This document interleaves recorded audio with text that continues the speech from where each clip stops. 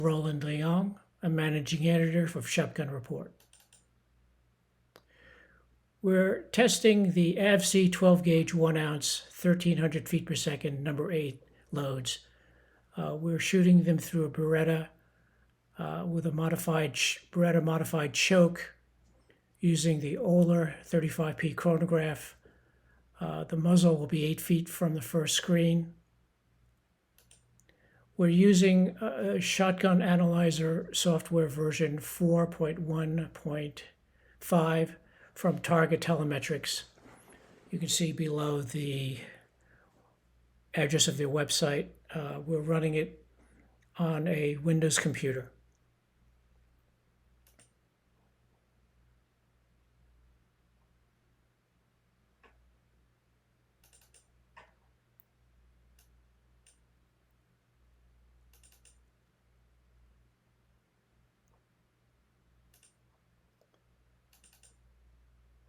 The first screenshot here is the chronograph tape that was recorded from the chronograph.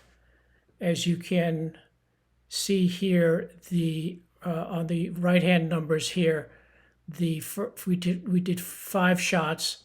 The highest velocity was 1250. The lowest velocity was 1231. The variance extreme spread was 19 feet per second. The mean was 1241, and the standard deviation was 9 feet per second. In a telephone call to Oler chronograph, these numbers that you see here are accurate to about 1 or 2 feet per second, plus or minus 1 or 2 feet per second. This is the first shot, analysis of the first shot. As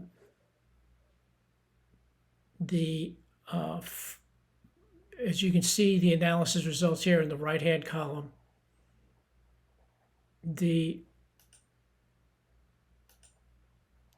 I don't have a cursor that I can use to point to, but you can see here under the image analysis. Let's see if I can get a cursor.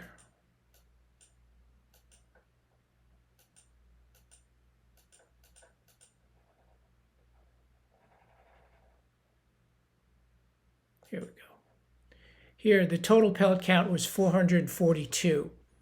The shot was this was the center of the target. The point of impact was slightly to the center of the pattern, was slightly to the left and a little slightly high.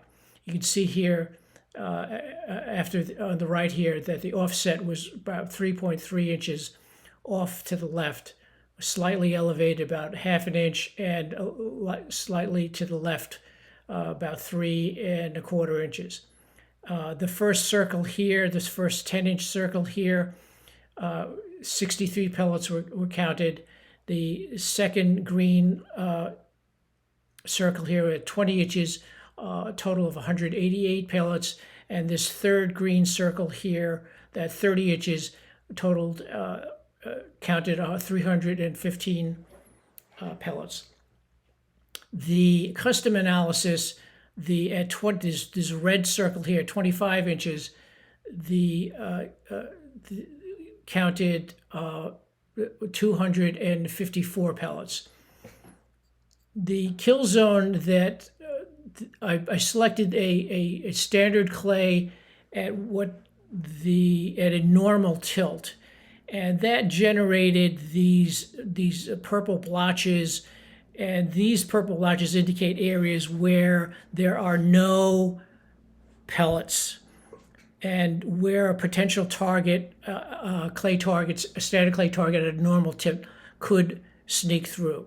This is based, after speaking with the software developers, this is based on a 1 pellet hit, which is some other software manufacturers usually sometimes require more pellet hits because they feel that a 2 or 3 pellet hit is required to break a target.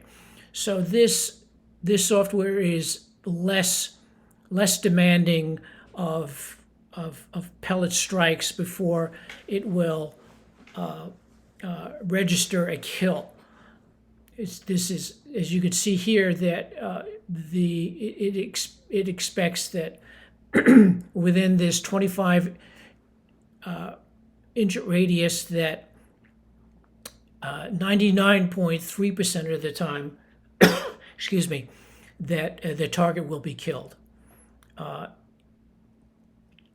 For this number down here, further down here, they're saying that at 34 yards, if you were to shoot a target and get it within this 25-inch circle, that 100% at 34 yards, 100% of any target at any standard clay target at a normal tilt would be 100% of the target would be hit by at least one pellet.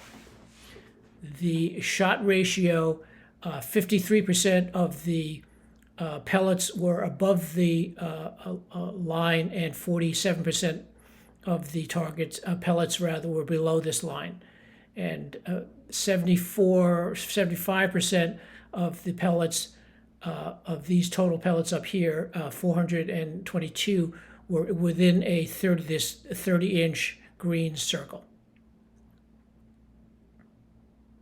If you liked this video, please click the subscribe and the thumbs up icons.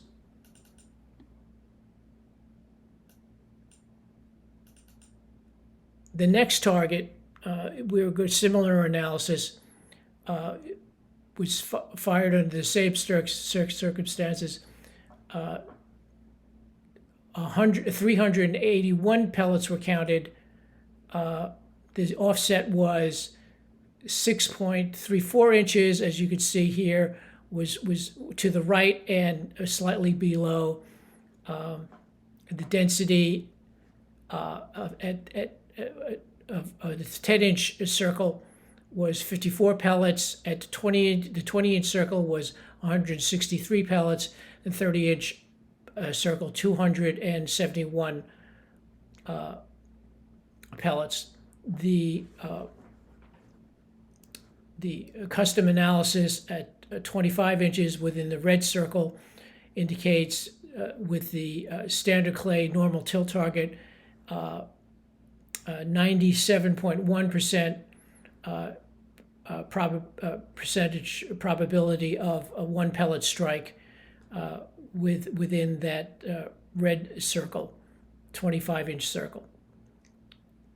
And a 100% chance at 27.2 yards of getting a one pellet strike. The shot ratio of being this particular shot was much lower. There were 47% of the pellets were above the line, and 57% of the pellets were below the line. 71% of the total pellets were within the 30-inch circle.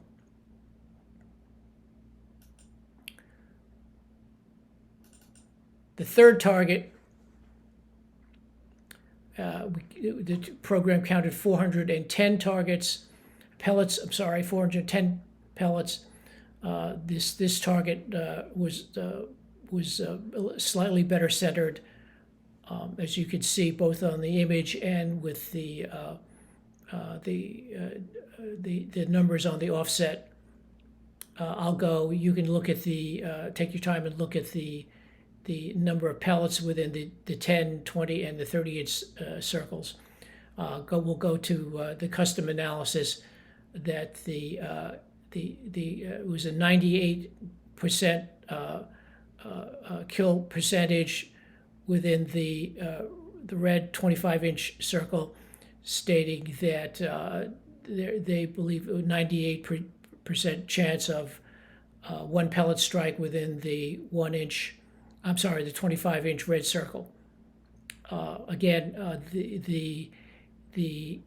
their use of a one pellet strike is much more liberal than other programs. You as an individual need to determine whether you feel that's sufficient or not, or if that's just too generous. Shot ratio down here, 67% of the pellets were above this horizontal line, and 33% were below. So this pattern was slightly higher. As you can see, the point of impact was higher than the aim point. Virtually 71% of all the pellets fell within the 30-inch pattern, 30-inch circle. I'm sorry. Going to the fourth screen, again, 416 pellets were counted. Going back down to quickly to the custom analysis, 96% of the kill zone was considered to be in the red 25-inch circle. 100% kill was considered to be at about 27.7 yards. Shot ratio, this was a little bit low, 45% of the shots were above the horizontal line, 55 below, 65.87% of the shots fell within the 30-inch diameter circle.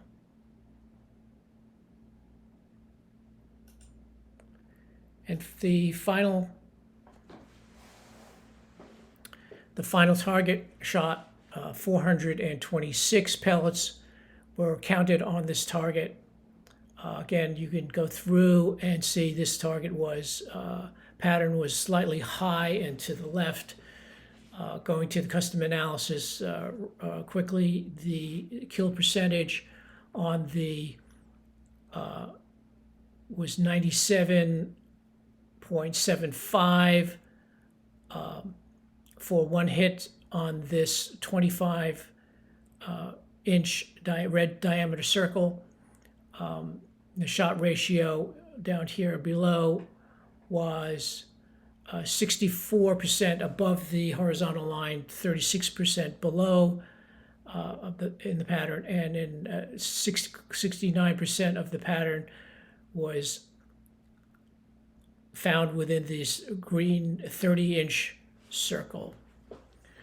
A final note, how this a particular shell will perform in your particular gun. Individual people, individual guns, individual shells individual chokes can perform entirely differently. Unfortunately, the only way you will know how a particular combination performs is that you have to pattern your own gun shell combination to find out exactly what works for you, what works, or what type of data that is gleaned from our results basically really doesn't transfer to any other combination. You have to do your own data gathering. That's the end of this report. I hope it was useful to you. We look forward to doing more of these and giving you the best information, best data that we can possibly give you.